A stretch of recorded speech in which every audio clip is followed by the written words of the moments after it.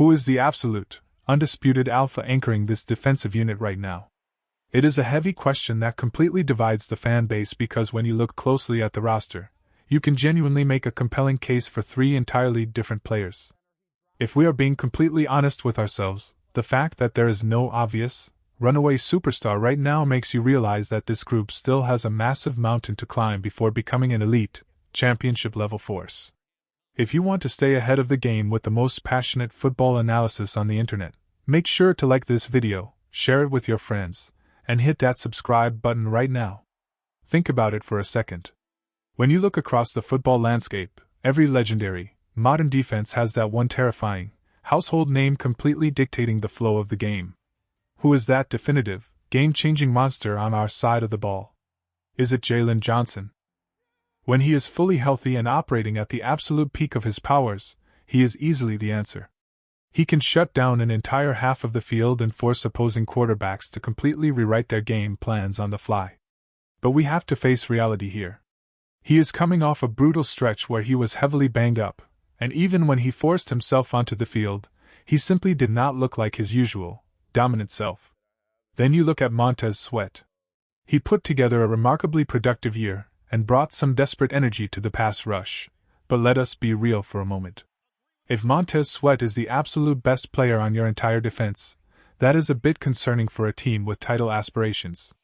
He is a phenomenal foundational piece, but is he a true Tier 1 superstar who keeps offensive coordinators awake at night? Probably not. And that brings us to the third option in this debate, Kobe Bryant. He is an incredibly exciting young talent who is still actively adapting and learning the nuances of the safety position. The upside is clearly there, and his natural instincts fit perfectly into this defensive scheme, but he is still a young player navigating a steep learning curve.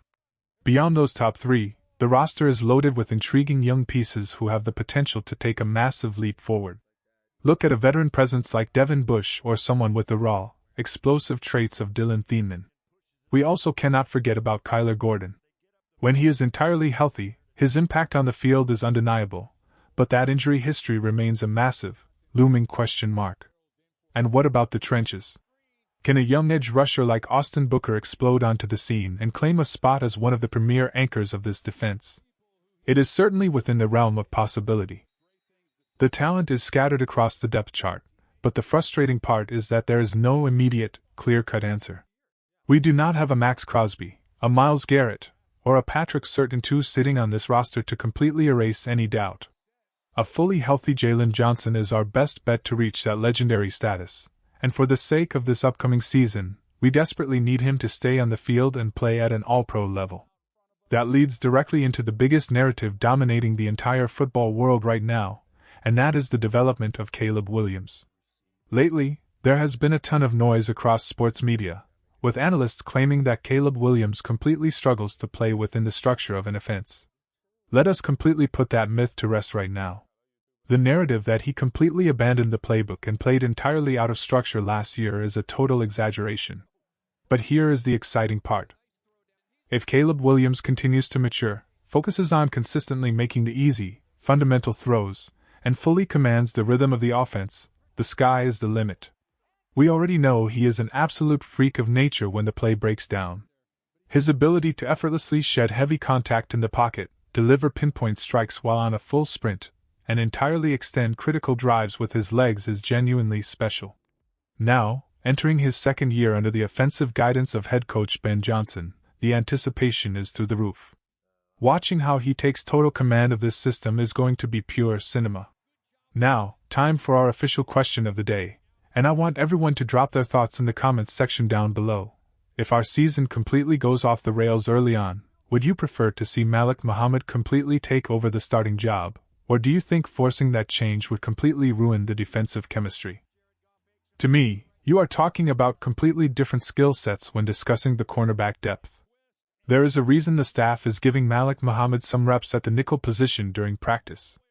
You always want to explore your contingency plans and see what your depth looks like behind Kyler Gordon, especially with guys like Cam Lewis dealing with their own injury bugs. But at his core, Malik Muhammad is a textbook outside corner. He is a long, lanky defensive back with impressive perimeter speed, showing a lot of structural similarities to a guy like Nash and Wright. While he might be a little thinner than you would ideally want for a physical, inside role, his game is built to run stride for stride with boundary receivers. The modern nickel position demands something completely different, especially in a demanding defensive system. You need a corner who can play downhill with absolute violent intent. They have to be willing to aggressively stick their nose into the run game, shed blocks from tight ends, and act as an effective blitzer who can loop around the edge and completely level the quarterback. That exact physical mentality is what makes Kyler Gordon so exceptionally rare and special. He will absolutely light people up in the run game, play down in the box like an extra linebacker, and create total chaos. While Malik Muhammad might be a fantastic coverage asset on the outside, he does not project as that physical, bruising inside presence.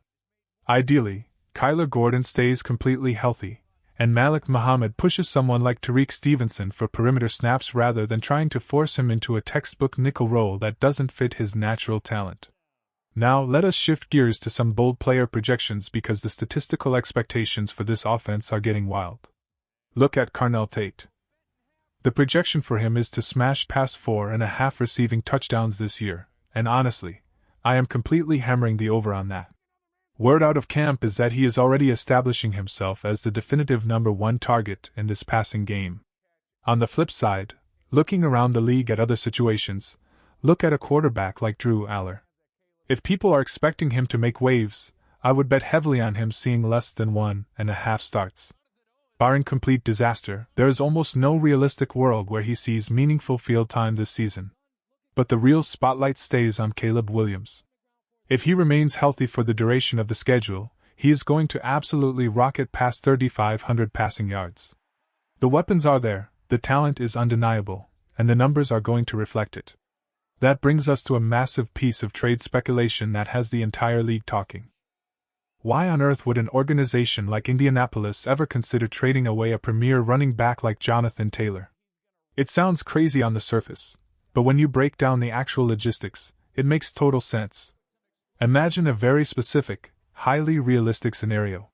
If Indianapolis gets off to a miserable start, and their season completely goes off the rails, the front office faces a massive, franchise-altering crossroad. Jonathan Taylor is entering the final year of his current deal, meaning he will be hunting for his third major contract, and he will be turning 20 years old.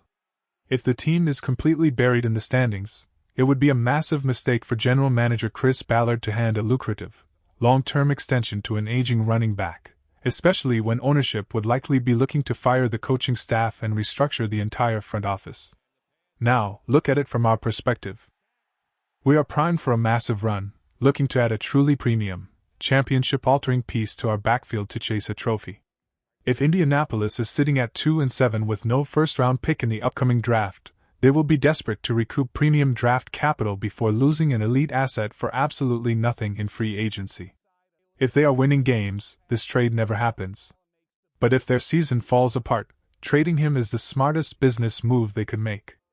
Let us pivot over to the tight end landscape because there is a fascinating debate brewing about who will have a bigger statistical season between Colston Loveland and Brock Bowers. If you look at it strictly from a fantasy football perspective, Brock Bowers is almost certainly going to command a massive, overwhelming target share over in Las Vegas. But you have to look at the surrounding talent. Aside from a deep threat like Trey Tucker or an unproven piece like Jack Beck, the Las Vegas offense lacks anyone who truly terrifies an opposing defensive coordinator. If I am game planning against them, I am completely bracketing Brock Bowers on every single third down because nobody else on that roster scares me. Now look at Colston Loveland's situation. His targets are naturally going to skyrocket, but he is sharing the field with dynamic, explosive wideouts like Rome Odunze and Luther Burden III. Both of those receivers are significantly better than anyone catching passes in Las Vegas.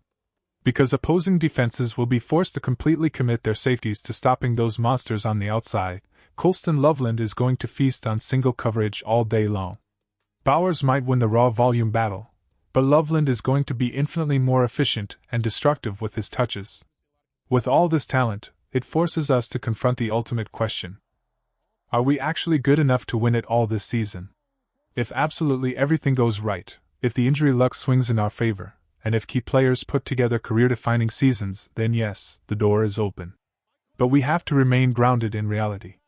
We are not entering the season as a top-tier, undisputed heavyweight favorite.